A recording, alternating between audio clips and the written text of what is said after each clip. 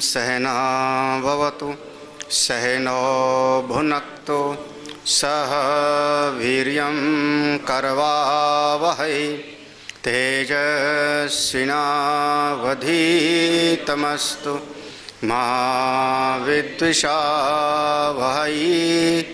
ओम शांति शांति शांति।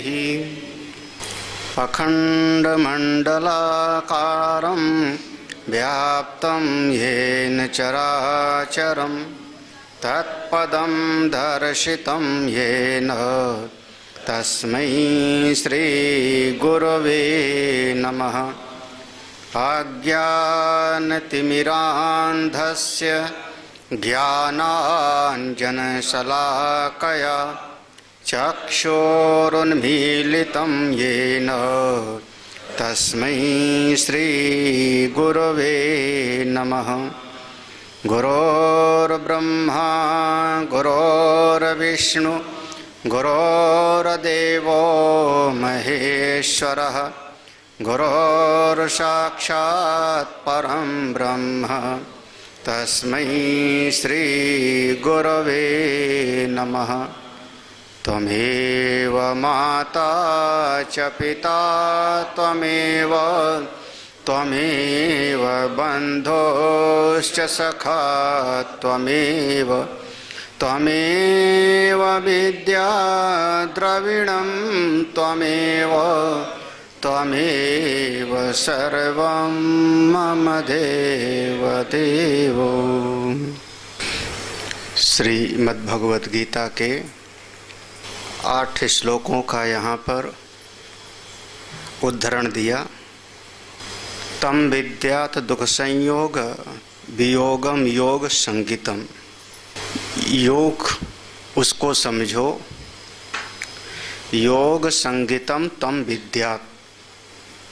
योग से मतलब उसको समझो। दुख संयोग वियोगात, जो दुख से हमारा संयोग हो चुका है, कष्ट देने वाली जो चीज़ें हैं, हमारे भीतर का अज्ञान, अभिमान, अहंकार, ममता, आसक्ति, उनके साथ संबंध विच्छेद कर लेने का नाम ही योग है। थोड़ा हिम्मत चाहिए, बल चाहिए, इसीलिए कहा निश्चयेन योक्तव्यः।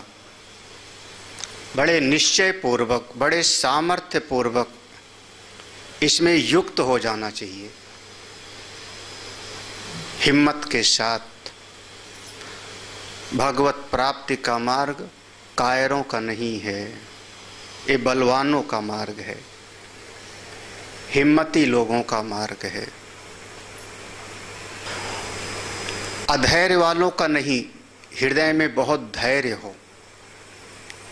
हम सत्संग सुनते रहेंगे, साधना करते रहेंगे, भगवान की भक्ति करते रहेंगे, कभी न कभी तो अवश्य ही सफलता मिलेगी।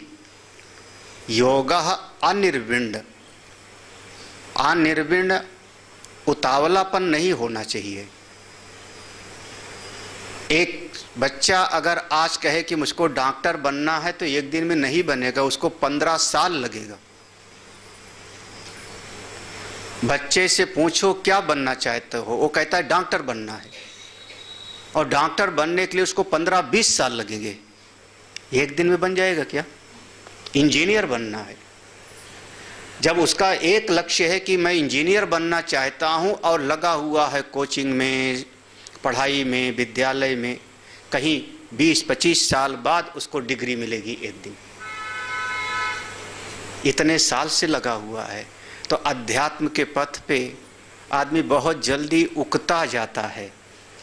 अरे बहुत सुन लिया सत्संग, बहुत कर लिया जाप, बहुत कर लिया पूजा, छोड़ो इस।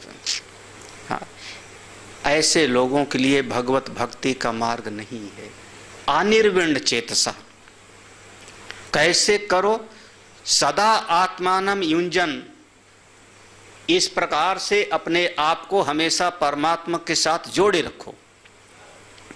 एवं सदा आत्मानम युंजन, इस प्रकार से अपने चित्त को सदैव प्रतिक्षण परमात्मा के भाव के साथ जोड़े रखो। परिणाम होगा आपके मन के सारे कलमश अपने आप ही मिट गए। विगत कलमश,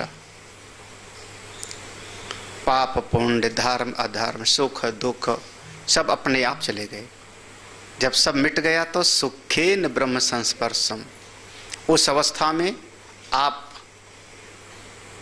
शायद कब आया था, 3 स्थिति है, केवल 3 स्थिति है, सुख की, दुख की और उदासीन की, ऐसे आया था ना, सुख की, दुख की और उदासीन, जिसमें 2 चीज को कहा था कर्मजन्य, सुख और दुख को कर्मजन्य कहा था, और उदासीन को कहा था अपना स्वरूप स्वभाव बताया था। तो उदासीन में गए तो सुखेन ब्रह्म संस्पर्शम, अपने महिमा में अत्यंतम सुखम अस्मते। अगला श्लोक पढ़ते हैं, कैसे करो, कैसे करो, हाँ कैसे करो। और 2 महात्माओं की कहानी सुनी है ना, बरगद का पेड़ और इमली का पेड़ वाला, सबने सुनी है कि नहीं? एक बरगद के पेड़ के नीचे तपस्या करते थे, एक इमली के पेड़ के नीचे। नहीं सुनी? नहीं सुनी? नहीं सुनी? तुमने भी नहीं सुनी? 2 महात्मा थे, एक महात्मा बरगद के पेड़ के नीचे तपस्या करते थे, वहीं थोड़ा सा आगे दूसरे महात्मा थे, वो इमली के पेड़ के नीचे बैठ के तपस्या करते थे।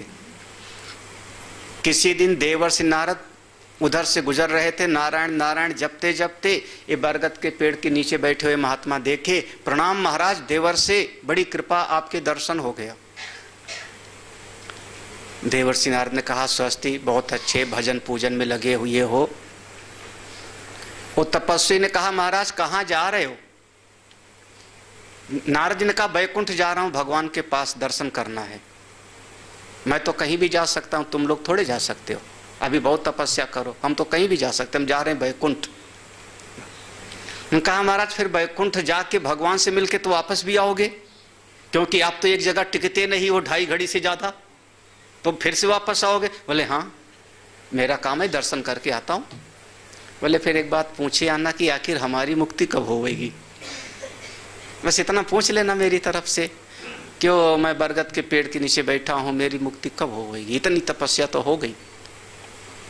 बोले कोई बात नहीं, पूछ लूंगा जब दर्शन होगा। तो जब आगे गए तो आगे थोड़ा सा दूसरे उसी रास्ते में आगे वो भी बैठा था, दूसरा वाला तपस्वी इमली के पेड़ के नीचे। उसने भी वही बात किया, महाराज जा रहे हो बैकुंठ तो थोड़ा मिल के आना, पूछ आना कि हमारी मुक्ति कब होगी। देवर्षि नारद ने कहा, अच्छा आज 2 महात्मा एक ही प्रश्न, कोई बात नहीं, पूछ लूंगा। गए भगवान के पास, भगवान ने जो है बड़े प्यार से उनको प्रसाद दिया, खुश हुए, मिल करके हृदय गदगद हो गया। प्रभु अब देवर्षि नारद जब मिलते हैं, सुखेन ब्रह्म संस्पर्शम, वो सुख में, क्योंकि परमात्मा का सानिध्य मिला तो सब भूल जाता, अत्यंतम सुखम अस्मृते। वहां बहुत आनंदमय समय रहा भगवान के पास। तो भगवान ने कहा, बस देवर्षि अब जाओगे नहीं? हमारा भी तो बहुत काम है, तुमको भी बहुत काम होता है। देवर्षि नारद ने कहा, हाँ प्रभु चलता हूं। जब चलने की बात आई तब उनको ध्यान आया, जितनी देर तक प्रभु के पास रहे उतनी देर तक और कोई बात मन में नहीं। जब अलग होने की बात आई तब ध्यान आया, अरे प्रभु महात्मा बैठे थे, दो महात्मा, दोनों ने एक ही बात पूछी कि मेरी मुक्ति कब होगी। मैं जाऊंगा तो मुझसे पूछेंगे, आप बताओ ना। भगवान को भी जलती थी, भगवान ने कहा कि कह देना कि वो पेड़ में जितने पत्ते हैं उतने जन्म के बाद। उनका दोनों महात्मा को महाराज वही बोले, हाँ दोनों को, जितने पेड़ में पत्ते हैं उतने जन्म के बाद।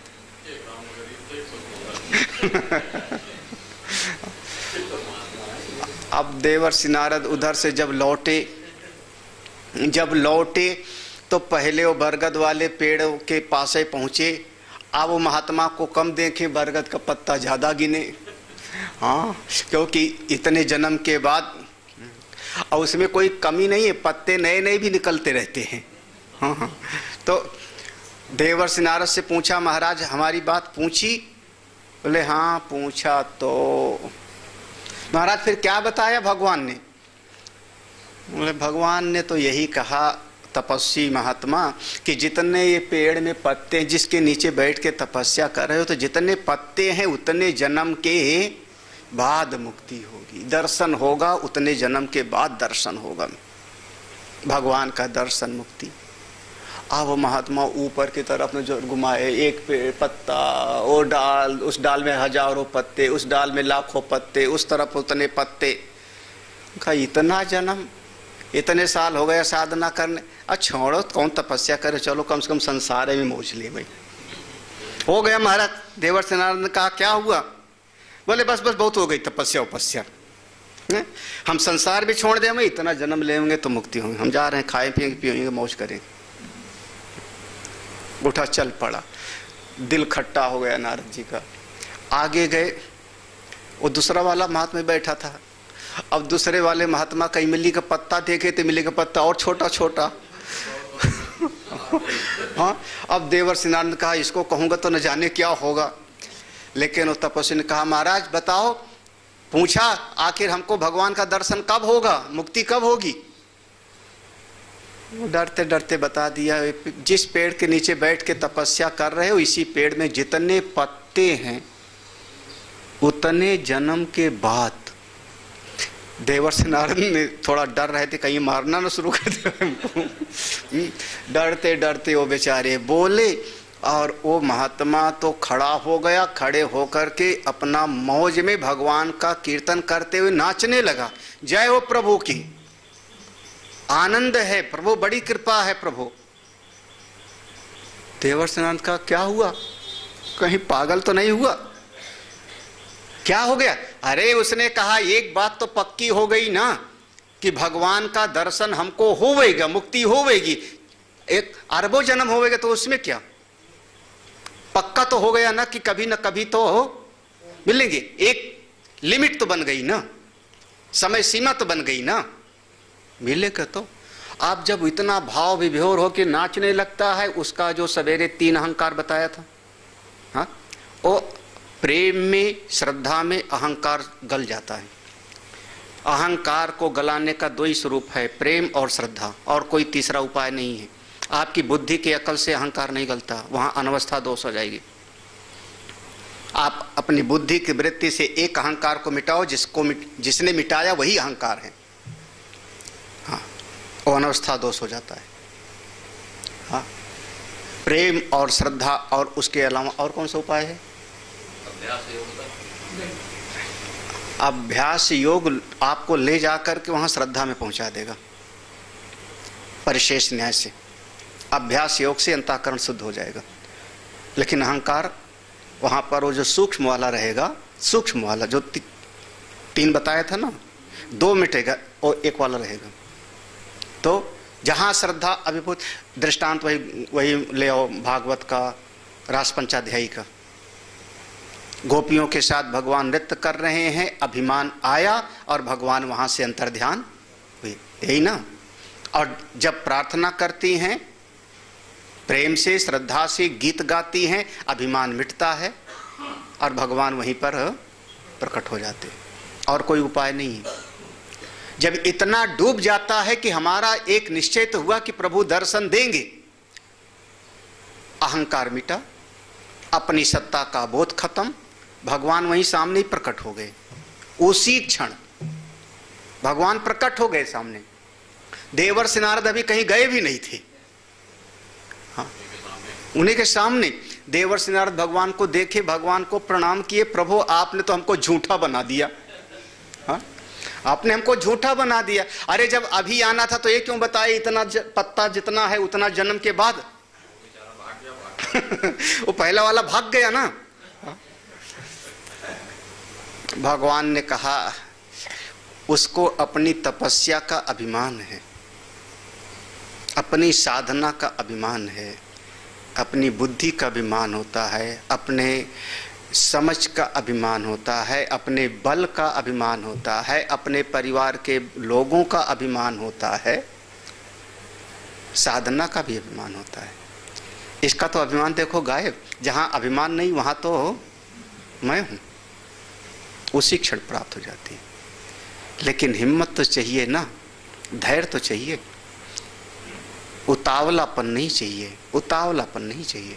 कितना धैर्य चाहिए? अभी अभी योग दर्शन में शायद आया था, योग दर्शन में एक सूत्र आया था, हाँ याद है ना, कुश्किनो, हाँ कुश्किनो का आया था ऐसा कोई योग दर्शन का सूत्र। कौन था याद आया ना? कोई था उसमें, साधना करते समय पर वो दृष्टांत यहाँ पर आया, वो दृष्टांत यहाँ पर है।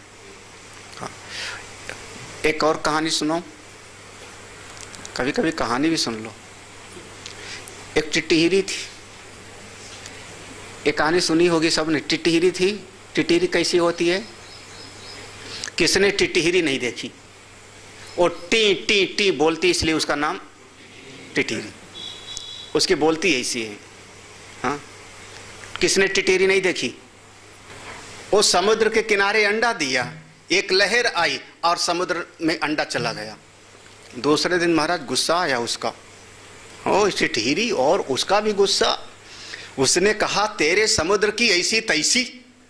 वही किनारे खड़ी हो गई और चोंच में भरे पानी और बगल में डाल दे बालू में सुखाने के लिए।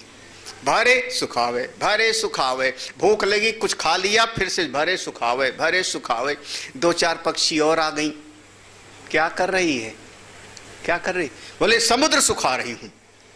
बोले अकल मारी गई इसकी, पगला गई है, पगला गई। बताओ समुद्र को सुखा पाएगी एक टिटहिरी चोंच में भर के, और सुखाए जा रही है। बोले चाहे जो करो, हमको तो अपना सुखाना है। हाँ 1 दिन बीता, 2 दिन बीता, 2-4 दिन बीता, चारों तरफ हल्ला हो गया पक्षियों में, बताओ बताओ वो टिटहिरी सुखा रही। तो पक्षियों में भी कोई न कोई उसके सहयोग करने, चलो चलो बहन कोई बात नहीं, हम भी आ जाते हैं।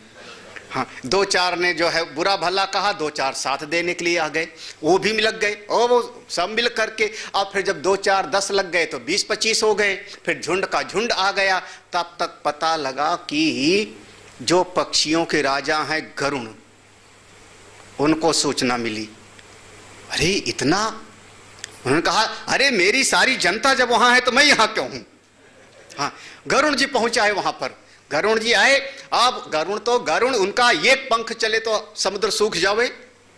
जब गरुण जी नाराज होकर के सुखाने के लिए चले, तब समुद्र प्रकट हो गया। क्षमा क्षमा क्षमा। गरुण जी ने कहा हम क्या, उसका जो लिए दे दो बस। समुद्र ने अंडा उसका वापस कर दिया, सारी पक्षियां खुश। एक कहानी थी ना ऐसे, नहीं सुनी थी कहानी? सुनी नहीं थी? कहा जो है सब जिंदगी ऐसे ऐसे जन्म समूह गंवाने। तो जब एक टिटहिरी समुद्र से लड़ सकती है, तो आप लोगों में क्या बल नहीं है, हिम्मत नहीं? बस 4 महीना सत्संग सुना, हो गया, गीता पढ़ लिया, पंचदशी भी पढ़ लिया, गीता भी पढ़ लिया, ईशावास्योपनिषद भी पढ़ लिया, कठोपनिषद भी पढ़ लिया। बोले किससे पढ़ा? बोले आप ही से। हम खुदे कह रहे हैं कि अभी हमने ठीक से पढ़ा ही नहीं। अभी हमने कहाँ ठीक से पढ़ाया? हमने प्रवचन किया होगा, प्रवचन में मंत्र का जो है कुछ न कुछ बता दिया जाता है। भाष्य कब पढ़ाया? आनंदगिरी टीका के साथ कब पढ़ाया? आनंदगिरी टीका के साथ कब पढ़ाया? बोले सब तो पढ़ लिया, वही तो है, आत्मा ब्रह्म है, लेकिन मैं रोऊंगा। बोले वाह वाह, ये आत्मा ब्रह्म है और रोने वाला।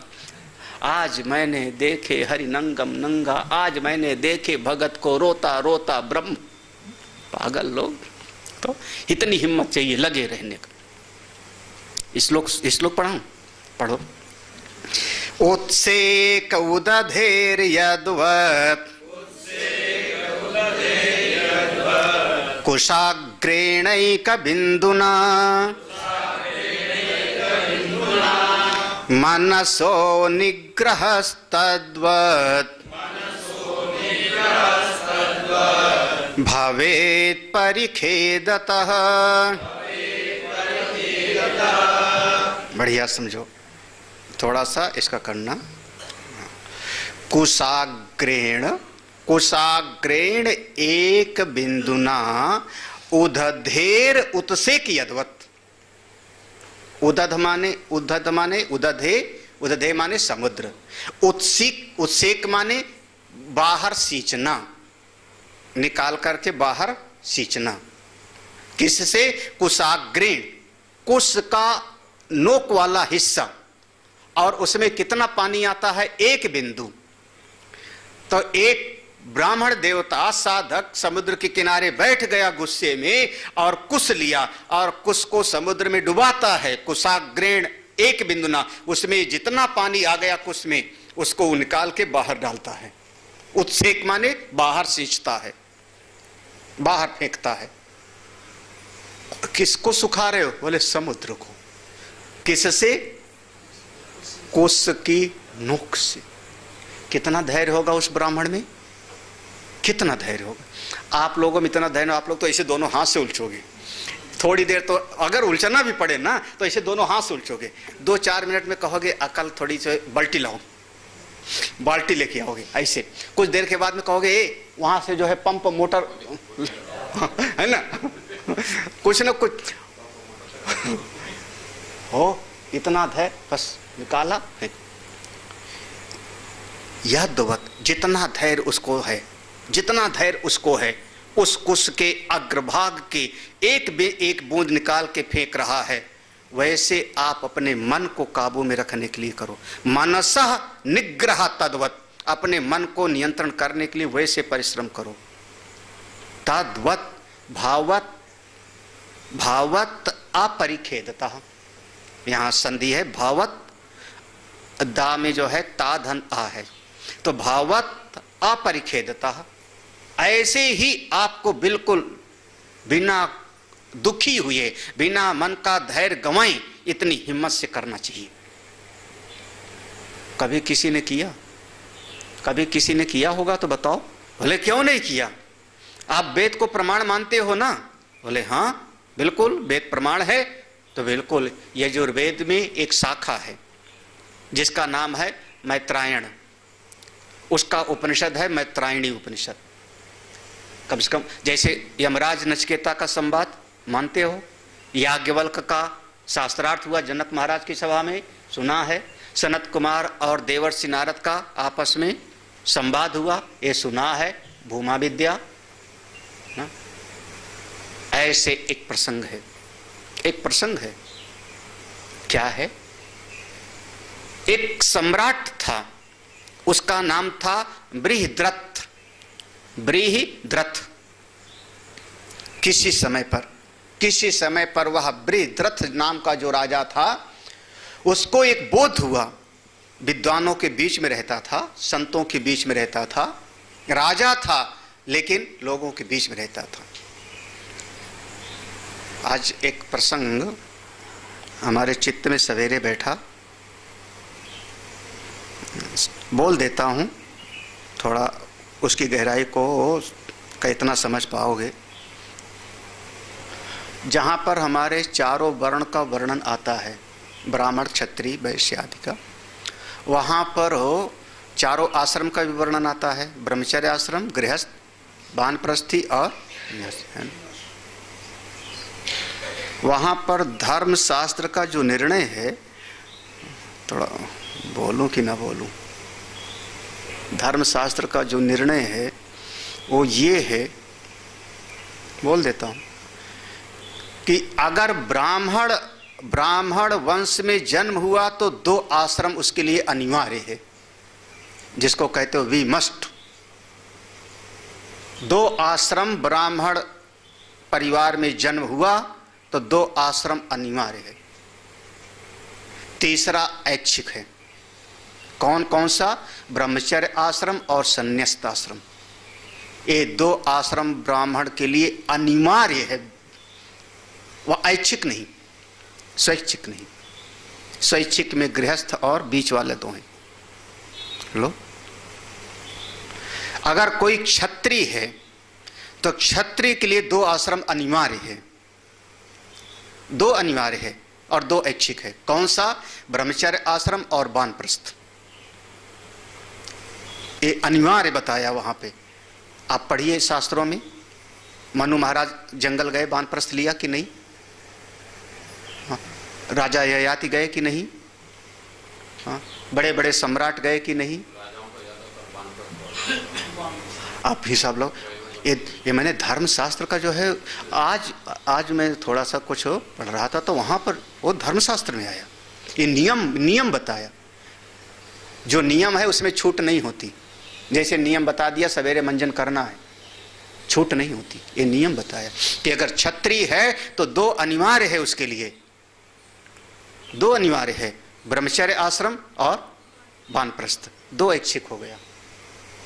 गृहस्थ में चाहे तो जाए चाहे न जाए, सन्यास नहीं भी लेवे तो उसमें क्या? जैसे दशरथ महाराज ने सन्यास थोड़े लिया, नहीं लिया।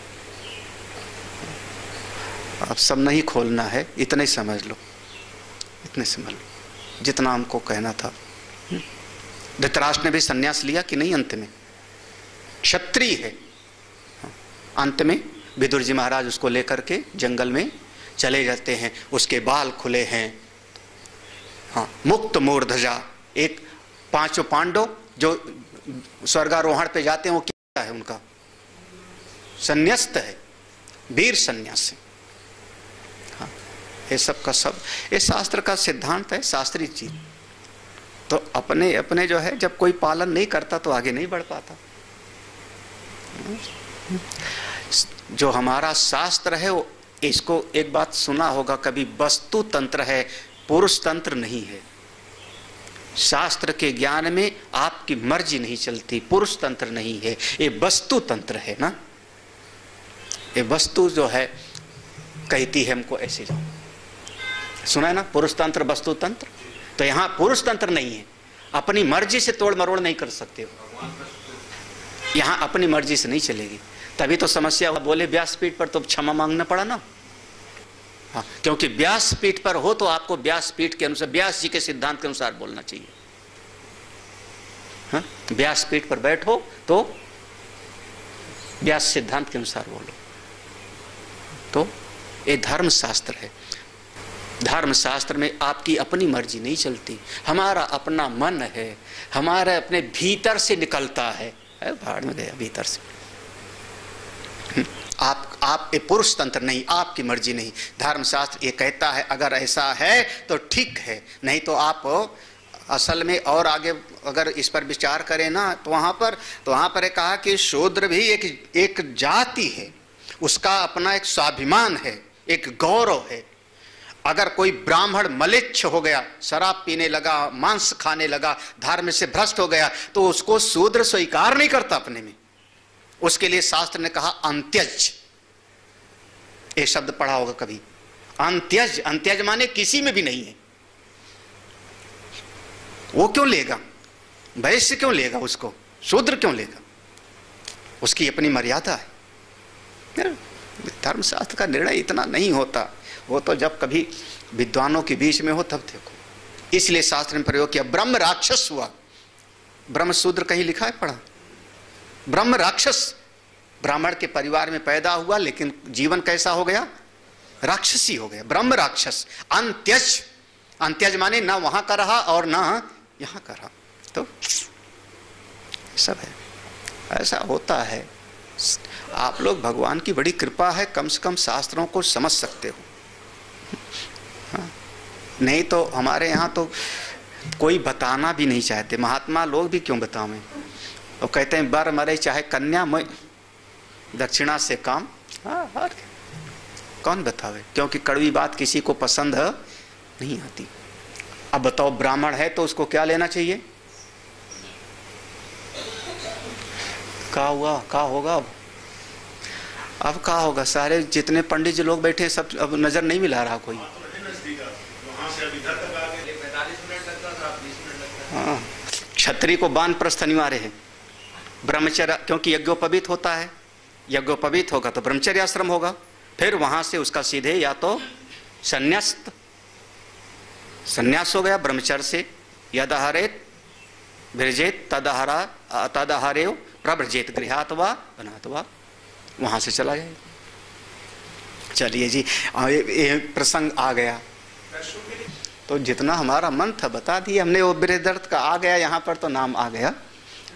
चलो श्लोक पढ़ लो। बृहद्रथस्य राजर्षे साकायन्यो मुनिः सुखम् प्राह मैत्राख्य शाखायाम् समाध्योक्ति पुरासरम्। बृहद्रथस्य राजर्षे, राजर्षि थे जिनका नाम था बृहद्रथ, राजा थे। एक समय पर इनको लगा कि ये शरीर तो मिथ्या है, शरीर तो देखते देखते बदल रहा है। वैराग्य हुआ। अपने बड़े पुत्र को इन्होंने अपनी राजगद्दी सौंप दी।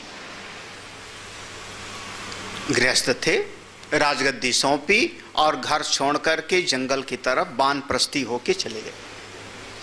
जब जंगल में पहुंच गए तो वहां पर किसी से पूछा क्या करूं, उसने कहा तप करो, तप करो। तपो में हृदयम साक्षात। ए ऊर्ध्वबाहु होकर के 1000 वर्ष तक तपस्या करते हैं, घोर तप करते हैं। जब तप किया, एक दिन तपस्या करते करते खड़े थे और सामने से एक महात्मा निकले, बिल्कुल तेजवान, जिनका नाम था साकायन्य। साकायन्य इनका महात्मा का नाम था। जो शाक खा के ही रहते थे उनका नाम पड़ा साकायन, है ना। कण खा के रहे तो कणाद ऋषि, पीपल का बीज खा के रह लिए तो पिपलाद ऋषि, ऐसे ही ना। तो साकायन्य नाम के महात्मा उनके सामने गुजरे, उनको प्रणाम किया, उनको प्रणाम किया। उन्होंने कहा कुछ चाहिए, कुछ चाहिए। तो ओ महात्मा जी से राजा ने कहा, महाराज आपके बारे में मैंने सुना है, साकायन्य महात्मा आपके बारे में सुना है मैंने, आप तत्ववेत्ता हो, लेकिन मैं आत्मवेत्ता नहीं हूं। आप हमको वही आत्मज्ञान की विद्या दीजिए, जो तत्व ज्ञान में आप रमण कर रहे हो वही आप हमको आत्मविद्या प्रदान करिए। और महात्मा जी ने कहा बहुत कठिन है, कुछ और मांग लो। वही याद कर लो यमराज और नचिकेता वाला, कुछ और मांग लो, ये तो बहुत कठिन है, आसान नहीं है। राजा बृहद्रथ ने उनके पांव पकड़ा, नहीं भगवान, हमको तो बस चाहिए तो यही विद्या चाहिए। और क्या मांगू, साम्राज्य तो पहले ही था मेरे पास में, साम्राज्य पहले था, चक्रवर्ती सम्राट था, बाल बच्चे भी पहले थे, मांगू तो क्या मांगू। हाँ क्या मांगना, घर गृहस्थी तो पहले छोड़ के आए, यही चाहिए। तब उन्होंने उपदेश किया, उस उपनिषद का नाम है मैत्रायणी उपनिषद।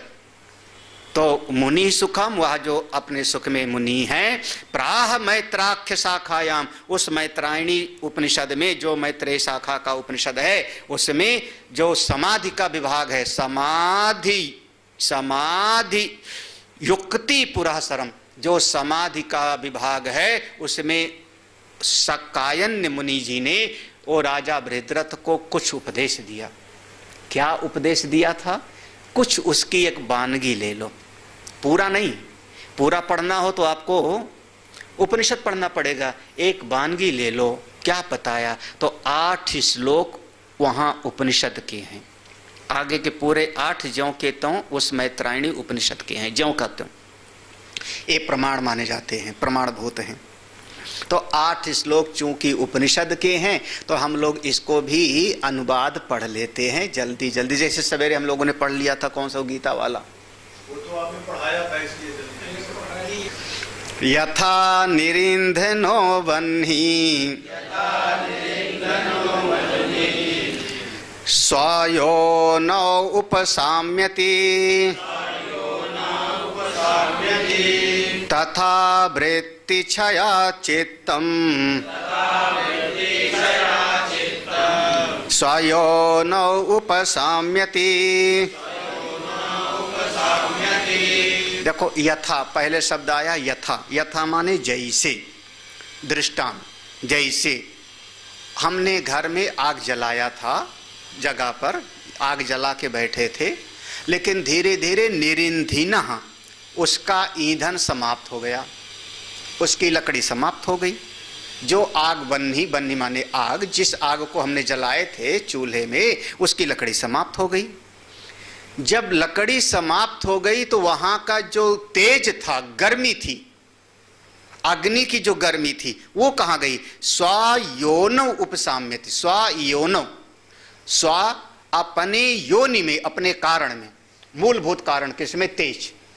अपने मूलभूत कारण तेज में वह अग्नि जाकर के सब समा गई। जैसे ईंधन खत्म, लकड़ी खत्म, तो अग्नि वहां पर शांत हो गई। वैसे तथा वैसी प्रकार से वृत्ति क्षयात् चित्तम, ये जो आपका विचार चलता है ना, वृत्ति विचार चलता है ना, इसको आप खाद पानी देते रहते हो। इसको आप जैसे आग में लकड़ी डालते रहोगे तो जलती रहेगी, तो ये वृत्ति जो चलती है इसको खाद पानी देते हो। क्या खाद पानी देते हो? वो काम करना है, वो आदमी ऐसा है, वहाँ ये जाके पाना है, वहाँ ये खो जाएगा, वहाँ नहीं जाऊँगा तो ये बिगड़ जाएगा। ये सब ईंधन है। ये सब बाह्य जगत का जितना आपका क्रिया कारक फल है, क्रिया कारक फल ये आपका जो है ईंधन है। जब तक देते रहते हो तब तक ये वृत्ति चलती रहती है। कितना आसान सा, जब तक देते रहते हो तब तक चलती रहती। और जब सब देना बंद कर दिए तो घर दे दिया, ले जाओ बच्चे लोग, जमीन हमसे लेना देना नहीं। हाँ, नौकरी से सरकार ने रिटायर कर दिया, अब घर में चुपचाप बैठे हैं, खिलाएगी तो खा लूँगा, ये बहू है ना, सब्जी लाने के लिए मत बोलियो मुझको, चाहे सब्जी लाओ चाहे नमक से खिलाओ, दूध नहीं लाने का मेरा काम है, तू ला अपना। हाँ, शादी विवाह पड़े मैं क्यों जाऊँ? हाँ, नहीं तो भतीजा मायके वालों से मुझको चिढ़ होती। शादी विवाह पड़ी, मैं नहीं जाऊँगा तो तू भी मत आना मेरे घर शादी विवाह में। मेरे तो सब बच्चों की हो गई, मेरे तो 50-50 साल के लड़के हो गए। जिनके बच्चे हैं अब उनको जाना चाहिए, उनको रिश्तेदारी बनानी। अपने आप को किनारे करते गए, वृत्ति कहाँ जाएगी?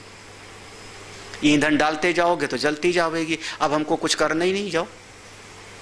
हाँ, किसी ने कहा मेरे यहाँ नहीं आए, तुम्हारे यहाँ नहीं आऊँगा, ठेंगे से मत आना, क्या बिगड़ जाएगा? दुकान कैसे चलेगी? हाँ? अगर ये सोचना था तो विवाह क्यों किए तुम? पहले सुने थे सत्संग, काहे गए उसमें? जो लड्डू खाए सो पछताए, जो ना खाए, ये तुम पहले सत्संग सुने थे तो काहे गए फिर उस झंझट में, जहां पर एक ऐसा बिल है जिसमें घुसने का रास्ता है, निकलने का कोई रास्ता नहीं। ऐसा है ना कहीं पर वर्णन? हाँ, कहाँ है? एक ऐसा बिल है जिसमें घुसने का रास्ता है और बाहर निकलने का नहीं है। ये चक्रव्यूह है। हाँ, बड़े बड़े वीर लोग आपके साथ कहेंगे घबराना मत, तेरे साथ हूं, सच धज के पीछे आएंगे। हाँ, आप बैंड बाजा के साथ बैठ जाओ घोड़ी पर, हाय हाय क्या कहना है। एक लड़की है तो पहुंच गई ब्यूटी पार्लर में, 4 घंटा न जाने क्या हो रहा है।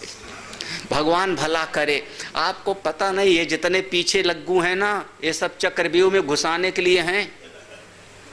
हाँ, भीम कहते थे अपनी गदा से तोड़ दूंगा। हाँ, सारे साथ लोग थे, कोई कम नहीं थे उनके साथ, लेकिन जब अभिमन्यु अंदर घुस गया कोई नहीं महाराज। फिर बेचारा अपने बल से 6 दरवाजा तोड़ पाता है और 7वें पर है ना, एक भी साथ नहीं अंदर जा पाए। ये आपका एक चक्रव्यूह ऐसे है जिसमें सब रिश्तेदार मिल के, घर वाले भी मिल करके और बड़े प्यार से घुस बेटा साथ में है। हाँ, धर्म भी कहेगा घुस जाएगी, वो भी क्यों बोलते थे? धर्मराज ने भी बोला हम भी साथ में हैं तेरे। हाँ, वो भी साथ नहीं दिए, अंत में वो ये चक्रव्यूह है, काहे घुसे थे फिर? अच्छा तो लगता है लेकिन अभी तो कस्टमर तो क्या हुआ है ना। ये चीज उसके लिए है जो सब क्या कहते हैं, जो घर फूके अपना चले हमारे, कबीरा खड़ा बाजार में लिए लुकाठी हाथ, जो घर फूके अपना चले हम। और जिनके जिनके सिर पे लागू होती है वो टोपी, वो सब समझ लेना। हाँ, आदि आदि हैं कई ना।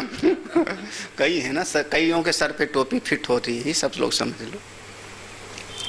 हाँ, तो कैसे हो? लेकिन अब इसको ईंधन ही नहीं मिल रहा। जब कुछ ईंधन माने चित्त वृत्ति को जाने का कोई वही नहीं मिल रहा, कोई सोर्स नहीं, तो जाए कहाँ? हमको नहीं पता कि लखनऊ में कितने कोचिंग इंस्टीट्यूट हैं। कई बार बच्चे लोग विषय का ये पढ़ने वाले हैं, ये नाम बताते तो हमको समझ में नहीं आता क्या कौन सा नाम है। हम लोगों के समय में इतनी सारी शाखाएं नहीं थी ना। वकील बन जा, डॉक्टर बन जा, इंजीनियर बन जा। हाँ, मोटा मोटा ना, वकील डॉक्टर इंजीनियर, कुछ न बन पावे तो मास्टर। हाँ, यही ना, या तो फिर सिविल की तैयारी कर लो, यही सब तो था। आप पीजी डीम पता नहीं कौन सा नेट क्या कर रहे हैं ना, मुझको नहीं समझ में आता सब। किसको पता होगा? बच्चे को पता होगा, क्योंकि उसको उस दिशा की बात है। हमारी चित्तवृत्ति जाती नहीं, तो हमारी चित्तवृत्ति को वो ईंधन नहीं मिल रहा। कौन से पिक्चर हॉल में कौन सी पिक्चर लगी है? अब अखबार पढ़ रहे हो तो अखबार से अपने उस चित्तवृत्ति को ईंधन दे रहे हो ना। आज कोरोना के मरीज कितने हुए? ये पूरा का पूरा लाइव अपडेट चल रहा है ना। कोरोना मीटर उसका नाम। किस काम का? क्यों दे रहे हो ईंधन अपने दिमाग को? हिंदुस्तान में इतने हुए, इतने मर गए, इतने ठीक हो गए। अच्छा, लखनऊ का क्या हाल है? बोले इतने मरे, इतने ठीक हो गए। पागल आदमी। तो अपनी चित्तवृत्ति को तो आप ईंधन दे रहे हो, तो शांत कैसे होगी? बस वही, फिर चित्तवृत्ति को ईंधन भी देते जाओगे और 1 घंटा बैठ के कहोगे हो मन नहीं लगता गुरुजी। तो क्यों दे रहे हो ईंधन? मत दो।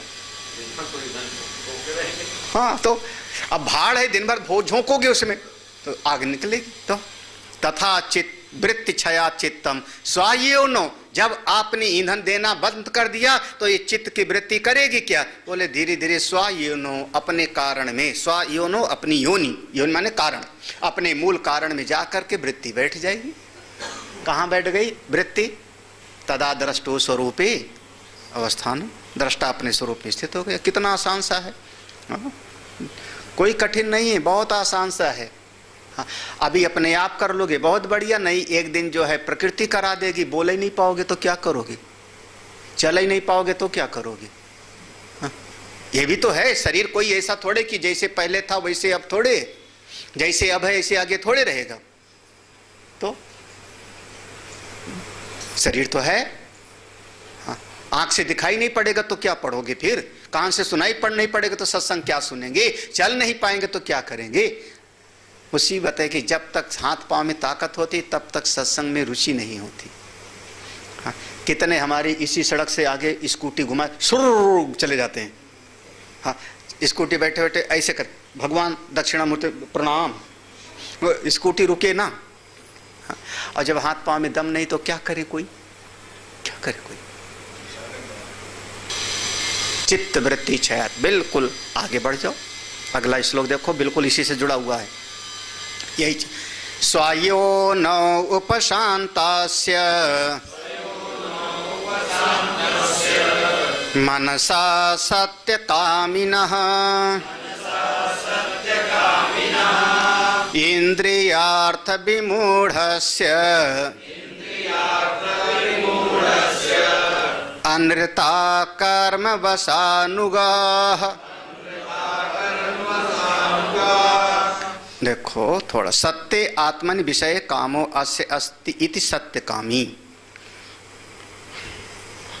जो आखिर में है शब्द, अंतिम शब्द है इसमें पहली लाइन का, सत्य कामिना। सत्य काम एक बालक का नाम भी था। सत्य काम मतलब होता है जो सत्य की कामना करे, उसका नाम सत्य कामिना। सत्य कामना, सत्य को चाहने वाला, उस पर ब्रह्म को चाहने वाला कौन? सत्य कामिना। जो सत्य को चाहने वाला है जब ऐसी साधना करता है, सब नहीं करते, जो भगवान को चाहता है, जो मुक्ति चाहता है, जो ज्ञान चाहता है, वो ऐसी साधना करेगा। दुनिया वाले सारे लोग थोड़े करेंगे, सब नहीं, पहले भी नहीं, अभी भी नहीं, आगे भी नहीं, कोई बिरला जो उस परम सत्य का आकांक्षी होगा। ओ जब वो इसी साधना करेगा तो स्वयोनौ मनसा उपशांत्यस्य, ये जो मन है अपने स्वयोनौ, अपने कारण में जाके शांत हो जाएगा।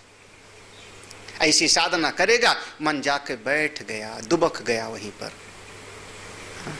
क्यों? क्योंकि अब उसने समझ लिया। क्या समझ लिया?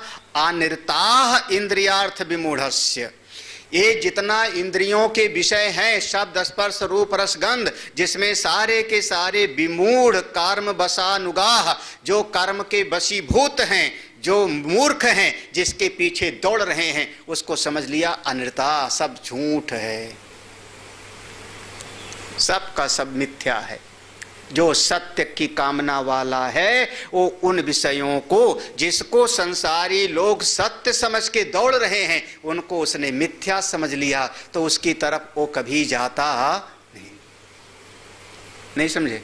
हाँ, आप सब में से जितने लोग बैठे हो, एक लकड़ी का बनता था पुराने जमाने में झुनझुना, किसको चाहिए? नहीं समझे झुनझुना? हाँ, छोटे बच्चों को पकड़ा देते थे, ऐसे ऐसे वो बजाता था, लकड़ी का बनता था, फिर टीन उनका भी, प्लास्टिक का भी। किसको चाहिए? किसको खेलना है झुनझुने से? नहीं, किसको चाहिए बताओ ना, हाथ उठाओ ना कोई। मतलब अब आपका वो झुनझुने में कोई रस, छोटा बच्चा तो देख के कहेगा पकड़ लो, यही है इसका मतलब। अगर अभी ये आपको झुनझुना चाहिए तो फर्क इतना ही है कि वो जो क्या कहूँ, थोड़ा सा जो है, हाँ, आप लोग भी एक झुनझुना ही चाहते हो। अब वो झुनझुना उस रूप में नहीं, ऐसा ना हो तो झुनझुना कौन पोता पोती हो जाओगे। हाँ, बस अब तो नाती पनाती छंती का मुख दिलिया, स्वर्ग की सीढ़ी तक पक्की। पता नहीं क्या कहाँ फंसा है आदमी। सब झुनझुना है, उसी में जीव पड़ा हुआ है, उसी में पड़ा हुआ है। जिसको संसार पाने के लिए पागल हुआ जा रहा है, कर्म के वशीभूत होकर के, सत्यकामी ने उसको समझ लिया झूठा, अनृता, सब का सब रित नहीं है बल्कि अनृत है, झूठ है, मिथ्या है। तो उसके प्रति क्यों जावे हो? को रमित, उस पे प्रति उसका कोई भाव ही नहीं रहता। तब उसका मन, फिर ऐसे लोगों का मन कहाँ जाएगा? बोले स्वयोनौ उपशांत, अपने भीतर अपने मूल कारण में मन जाके बैठ गया। चाहिए नहीं जाए कहाँ, चाहिए नहीं जाए कहाँ। तो कभी एक दिन इसे बैठ के देखो, ये महात्माओं का तरीका है। हाँ, बैठ गए, मन क्या चाहिए तुझको, मन क्या चाहिए? हाँ? अब पैसा चाहिए नहीं, जमीन चाहिए नहीं, भगत भगतानी बहुत हो गए, अब चाहिए नहीं, मान सम्मान भगवान की कृपा से जितना मैं डिजर्व नहीं करता उससे ज़्यादा भगवान ने दिया हमको, मेरी औकात से बहुत ज़्यादा। हाँ, अब चाहिए क्या? हे मनीराम, क्या चाहिए तुमको? जब चाहिए नहीं तो फिर जाना कहाँ? कहाँ जाएगा मैं? अपने स्वरूप में बैठ गए आप। चाहिए तो दौड़ोगे, आपको चाहिए तो भटकेगा। चाहिए नहीं, इस बल को ले आओ ना, इस बल को लो। सरल भाषा में कहूँ, चाह गई चिंता मिटी, मनवा बेपरवाह। बेपरवाह माने वही उदासीन, यही चल रहा था ना अभी कई दिन से मेरे चित्त में। मनवा बेपरवाह, शास्त्रीय भाषा में क्या हुआ? उदासीन। और बिल्कुल गंवार भाषा में बोलूं तो गंवारू भाषा में दुनिया जाए भाड़े। तो आप, जब मैं ये बोलूँगा कि दुनिया जाए भाड़ में, तो आपको बुरा नहीं लगा? बिल्कुल नहीं, खुश। और अगर मैं ये कह दूँ तुम जाओ भाड़ में, तो है ना, कितना, तो आपके दिल को ठेस लगेगी। शर्त यही कि कुछ चाहिए नहीं, कुछ चाहिए नहीं तो आपका मन जाएगा कहाँ। सत्य कामिनः मनसः स्वयोनौ उपशान्तः। क्यों? इंद्रियार्था विमूढ़ा अनृता। उसने देख लिया कि इंद्रिया और इसके विषय सारे के सारे झूठ है, जिसमें सारे कर्म के लोग फंसे पड़े हैं, ये सही है ही नहीं, तो उसका मन अपने आप शांत हो गया। कुछ चाहिए नहीं तो मन शांत।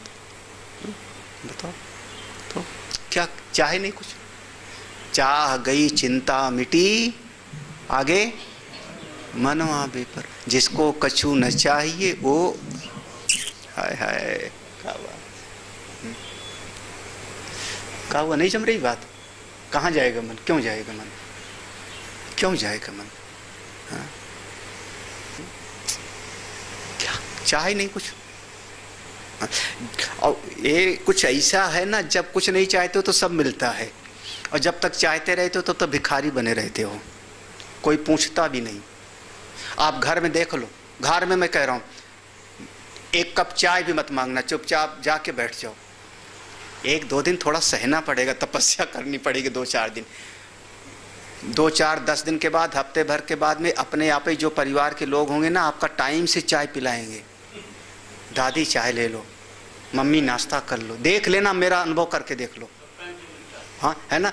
जब मांगो तो कहेंगे चुपचाप पड़े नहीं रहते हो। हाँ? जब देखो तब जीभ जो है लपलपा रही तुम्हारी। हाँ? तो मांग के काहे के लिए अपनी इज्जत गंवाते हो? बस नहीं जम रही मेरी बात। हाँ, नहीं जम रही, करके देखो, मेरा तरीका अपनाओ, कुछ मत चाहो, चुपचाप अपना सत्संग सुनो, भजन करो, जा करके बैठ गए, घर वाले बच्चा पकड़ा दे, मैं संभाल लो खेल। हाँ, अपना मांगना मत, मीन में एक मत लिखाना, चाय में चीनी कम है, नमक नहीं है, वो गेहूं सुखाया नहीं, मूर्ख। हाँ? हाँ? तुम लोग इसी में, वो गेहूं सुखाया नहीं, बताओ, अकल नहीं है धेले भर की इसको। हाँ? न जाने कहाँ से आई है वो कौन। हाँ? तो आप कुछ मत बोलो, देखो नहीं, इतना आसान, फिर भी आदमी कर ही नहीं पाता। क्या है? कठिन लगी मेरी बात, कठिन लगी तो हमको क्या फर्क पड़ेगा। हाँ, बात तो बिल्कुल सही है। हाँ, 16 अन्य खरा वचन है। इस ज्ञान के अलावा और कोई उपाय नहीं है। हाँ, नहीं तो सुन लो, पढ़ लो, तो उस चीज को जो है, और इस ज्ञान के अलावा कोई उपाय नहीं जो आपका कल्याण कर सके, कोई उपाय नहीं। एक विपरीत हवा चलती है, प्रतिकूल हवा चलती है, सब का सब आपका जितना कुछ है धराशायी हो जाता है। हाँ, इसलिए अपने शास्त्र की शरण नहीं छोड़नी है। हमारी दृष्टि में 2 चीज, शास्त्र और संत। पहले भी आया था ना, अभी कल ही परसों में तो आया था ना, शास्त्र और गुरु का, उसमें हाँ कल ही परसों आया था ना, गुरु और शास्त्र का जो वो शरण हमको नहीं छोड़नी है। इस ज्ञान से बढ़ के और कुछ नहीं है, कुछ भी नहीं। खूब आगे बढ़ो, परमात्मा की सब पर कृपा हो। हाँ, जीवन ऐसे मत गवाओ, जीवन आपका है। हम हमेशा कहते हैं जीवन आपका है। समय बहुत तेजी से जा रहा है, जैसे 10 साल पहले था, अब वो शरीर में शक्ति नहीं रही। बनाओगे अपना, बना लोगे, जितना हो सके सत्संग साधना भजन करो, आपका उद्धार हो। आज यहीं पर, आज सवेरे से मेरा चित्त वृत्ति थोड़ा सा। ओम पूर्णमदः पूर्णमिदं पूर्णात् पूर्णमुदच्यते पूर्णस्य पूर्णमादाय पूर्णमेवावशिष्यते। ओम शांति शांति शांति। हरि ओम। श्री गुरुभ्यो नमः। हरि ओम।